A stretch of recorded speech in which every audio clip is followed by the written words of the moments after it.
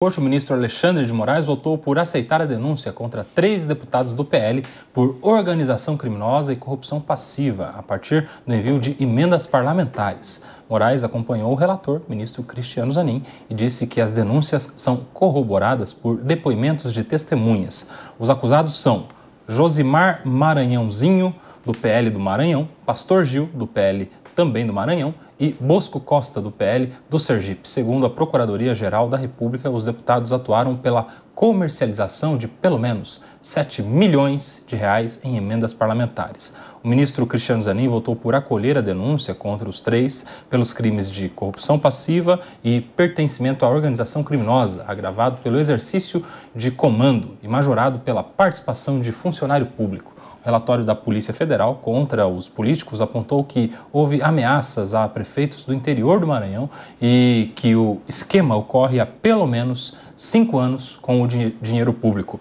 Deputado Capitão Telhada, você que acompanha tão de perto essa questão das emendas, sabe a importância de se manter a lisura, a atenção, o respeito ao dinheiro público? Como você vê parlamentares se tornando réus no Supremo Tribunal Federal justamente por suspeita de desvio do dinheiro público? Telhada.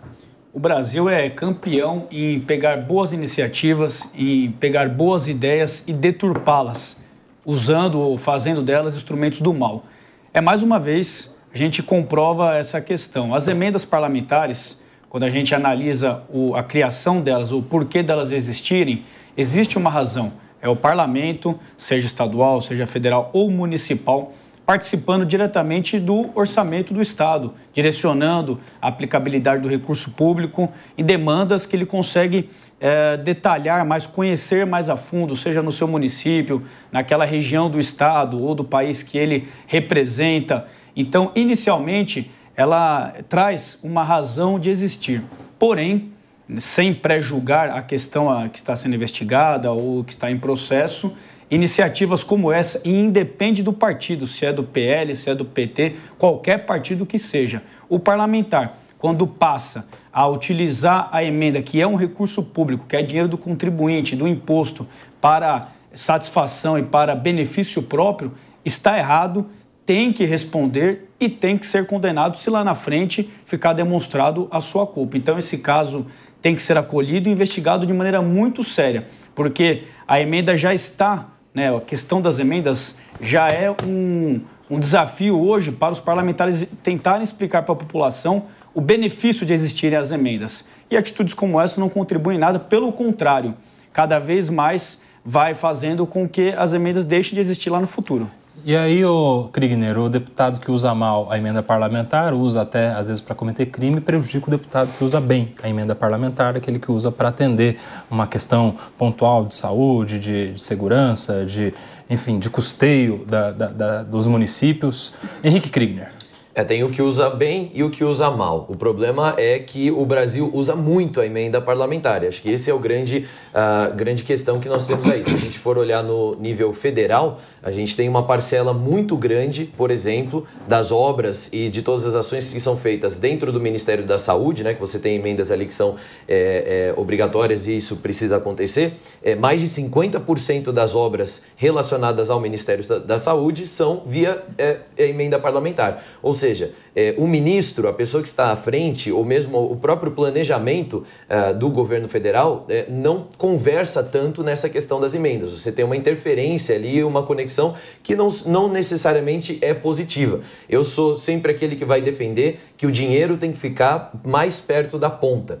Então, a maneira como a gente está organizado no nosso país centraliza tudo. Então, os municípios, eles recolhem os impostos, enviam para o Estado, enviam para a União, os estados enviam muito dinheiro para a União e depois tem que fazer a divisão aí da pizza via emendas parlamentares e outros artifícios também. Por que não deixar esse município na ponta? Por que a gente precisa ainda centralizar essa herança desde Vargas? Por que a gente precisa centralizar tanto isso? E aí a maneira como isso acontece também entra no questionamento, que é o que está acontecendo agora. Quando a gente teve as emendas PIX, as emendas que foram para envios múltiplos, ou seja, você não precisava dizer qual cidade estava recebendo, só dizer envio múltiplo para determinadas cidades, e aí ficava aquela coisa nada transparente e que muito dinheiro foi perdido. Então agora nós estamos começando a ver os primeiros casos. Mas aí, Ocoba, me faz questionar uma questão aqui, que é o porquê que esses dois foram pegos.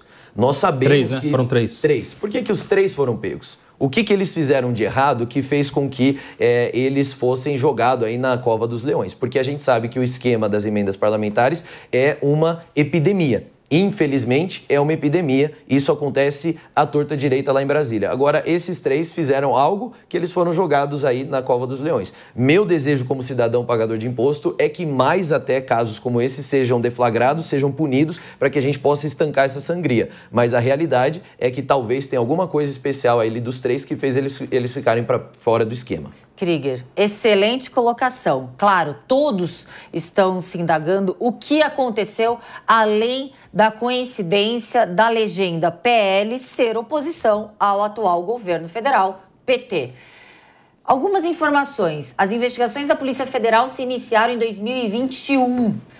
2021, à época, 3 parlamentares, no caso do Maranhão e 1 do Ceará, estavam sendo ali já investigados pela Polícia Federal pelo desvio de emendas. Essas emendas estariam sendo, depois de repassadas em torno de R$1,6 milhão à Prefeitura de São José de Ribamar, após o repasse, tais parlamentares estariam supostamente extorquindo para a devolução dessa emenda, para que essa emenda voltasse e ali fizessem o desvio do recurso. Então, os três, de acordo com a própria Polícia Federal, têm materialidade delitiva o suficiente, pois as investigações se iniciaram desde 2021, não foi agora no governo federal do PT. Antes já estavam sendo investigados em 2021 e, no caso, a materialidade delitiva consiste, sim, em interceptação telefônica, em conversas paralelas, em transações bancárias que configuram crimes de associação criminosa e corrupção passiva. Então, o que a gente presencia é que é necessário, sim, que a corrupção ela seja extirpada e punida com veemência, independentemente do partido. Agora, a coincidência de partidos antagônicos pode até sugerir um holofote maior, uma lupa maior. Mas é bom a gente ressaltar que as investigações da Polícia Federal se iniciaram em 2021. Fala, Ricardo Rous. Olha, político que faz mau uso de dinheiro público tem que ser punido, tem que ser investigado e ser punido. Não podemos passar a mão na cabeça de político de partido nenhum. Isso é a primeira coisa que tem que ser dita aqui. Na minha opinião, há muito esquema com emendas parlamentares. Se a gente olhar para Brasília, isso já saiu do controle. Hoje nós temos mais de 50 bilhões de reais que são destinados em emendas parlamentares. O parlamento já perdeu a sua essência de legislar e fiscalizar. O parlamento agora quer executar orçamento, que é papel do executivo. E isso dá um baita de um problema. Nós vamos entrar nessa pauta provavelmente, que a LOA desse ano nem foi votada. Por quê? Por causa das emendas parlamentares. Então, agora o parlamentar, uma parcela dos parlamentares, é importante dizer que não são todos, mas uma grande maioria está em Brasília olhando o próprio umbigo, não está olhando você, não está olhando todos nós, não está preocupado com os problemas do Brasil, está preocupado com a destinação de emendas parlamentares. E a olhar por esses três, que vale também lembrar que são de um partido de oposição, talvez por isso estejam agora na vitrine, eu quero que os ministros olhem as outras emendas, todo o montante de emendas parlamentares, muitas delas sem transparência, que estão sendo destinadas aí para os municípios. A gente sabe que através das emendas tem muita possibilidade de corrupção. Para que a gente feche esse cerco, esse dinheiro seria muito importante para o contribuinte brasileiro, melhor executado na saúde, na segurança, na educação, do que nesses esquemas que a gente está vendo acontecer. Só para entender aqui, na mesa todo mundo é a favor de emenda parlamentar, é isso? Não, eu não sou. Eu sou contra emendas parlamentares. Não tinha que ter nenhuma emenda parlamentar. Nenhuma emenda parlamentar. Para mim, não. Para mim, o papel do legislativo é criar a legislação e fiscalizar. Se o legislativo fiscalizar bem o uso da execução pelo executivo, a gente não precisaria das emendas parlamentares. E se ele participa da destinação, ele não está mais próximo da fiscalização também? O parlamentar está próximo de um grupo de pessoas, na minha opinião, principalmente como nós estamos hoje. Lá num passado, quando nessa lógica de presidencialismo de coalizão, quando tinham as emendas, apenas as emendas individuais, ok, o parlamentar ajudava ali, é aceitável, está dentro de uma margem disso. Agora a gente tem as emendas individuais, emendas do relator, emenda de bancada, um monte de emenda que já comeu mais de 50 bi do orçamento. Então, seja lá quem for o líder do executivo, o presidente da República, no caso federal, ele fica à mão do Congresso Nacional completamente. E o Congresso não faz o seu papel de fiscalizar, que, na minha opinião, é o mais importante, que é fiscalizar se o executivo está executando bem o orçamento público. Mas fiscalizar não dá voto, né, Ricardo? Então, aí nós também estamos em outra questão. Quem que vai votar em alguém que está fiscalizando? Fiscalizar é obrigação, não é verdade? Na minha opinião, como parlamentar há 2 anos, eu sou deputado estadual e ingressei na política conhecendo essa realidade das emendas aqui em São Paulo, no estado. Aqui, para cada emenda impositiva que o deputado tem direito, nasce um protocolo, nasce um número dentro do sistema totalmente rastreável, tanto para o parlamentar que indicou, quanto para o governo, quanto para o município ou a organização, a instituição, a APAI, qualquer que seja a associação que vai receber aquele recurso. E uma vez que ele não seja, de repente, executável, ele retorna para o cofre público. A gente aqui em São Paulo tem a emenda impositiva e tem a emenda voluntária que o governo eventualmente abre para indicações. Muito bem controlada. De fato, como o Ricardo citou, em Brasília existem outras emendas. Tem a emenda de frente parlamentar, de comissões, emendas de bancada. O ano passado, aqui no estado de São Paulo, foi negociado com os deputados federais, toda a emenda da bancada paulista veio em bloco para o governo de São Paulo e foi aplicada em segurança pública e em saúde, em projetos muito bem desenhados e escritos de maneira objetiva. Então, eu sou favorável, sim, a que o parlamentar possa direcionar esse recurso, porque, de fato, ele representa uma parte da sociedade. Eu, por exemplo, minhas emendas vão para a Polícia Militar, vão para as guardas civis metropolitanas, vai para a aquisição de equipamento, aquisição de arma de fogo. Claro, 50% vai para a saúde, vai para os hospitais, vai para as maternidades. Então, eu sou favorável, porém tem que ter muito controle, porque é dinheiro público, tem que ter responsabilidade. E aí, Raquel, você tinha pedido para discordar do Ricardo Rous, é isso? Não discordar, mas complementar.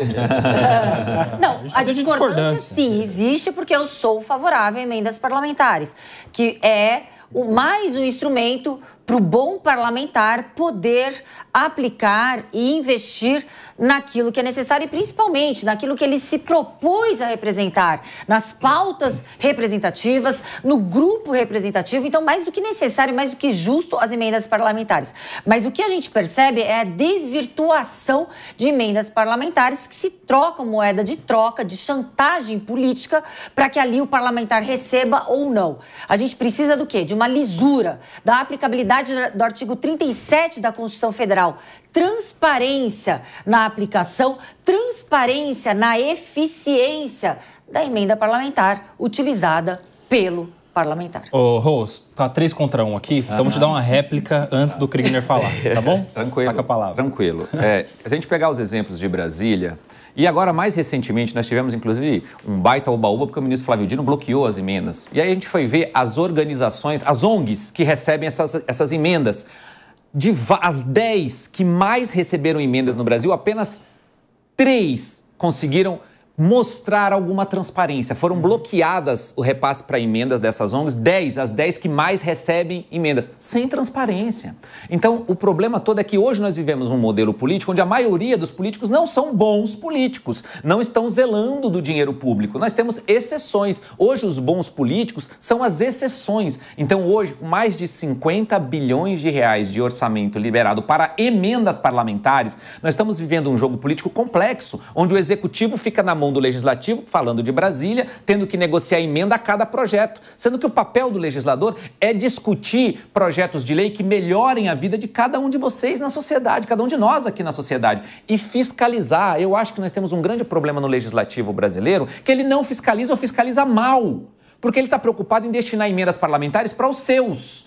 Só que o parlamentar, quando eleito, apesar de ser eleito por um nicho, por um grupo, ele representa todo o país. No caso dos deputados federais, representa todo o povo brasileiro. Mesmo eles sendo eleitos por um estado, estão em Brasília criando leis de âmbito nacional. E devem fiscalizar como o Ministério da Educação está gastando dinheiro, como o Ministério da Saúde está gastando dinheiro. Por que lá naquele município que ele tem voto, não tem ambulância? Se na estrutura do Ministério da Saúde tem dinheiro para isso. É isso que ele deveria fiscalizar. E identificar na estrutura do orçamento o desvio de recurso público. Por que o município que ele teve muito voto não teve uma ambulância, não tem um novo equipamento de saúde, por que a Polícia Militar Civil não está recebendo mais recursos. Agora, vale ser dito aqui que, na minha opinião, a gente precisava de um novo pacto federativo. O problema está que nós mandamos todo ou a maior parte do dinheiro para Brasília, para aí depois os municípios irem atrás dos deputados pedirem dinheiro porque não tem ambulância, porque não tem equipamento de saúde, porque a Polícia Militar, a Polícia Civil está desequipada, está mal treinada ou qualquer coisa parecida com isso. Porque o dinheiro dos nossos impostos vai primeiro para Brasília,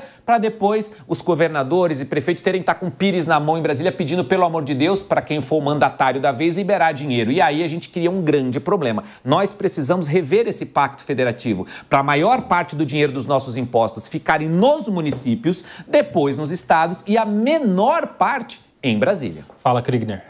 Olha, a resposta aí é um pouco mais complexa, Koba. Eu diria que é o seguinte, se é a favor da emenda ou não. Eu diria, se a emenda existir, ela vai ficar na mão, se a emenda não existir, né, ela fica na mão da União, fica na mão do governo federal, então eu sou contra a existência. Agora, se ela voltar, ou esse dinheiro voltar para o governo estadual ou mesmo para o governo local municipal, então aí eu sou, de fato, a favor que a gente venha ter isso. Por quê?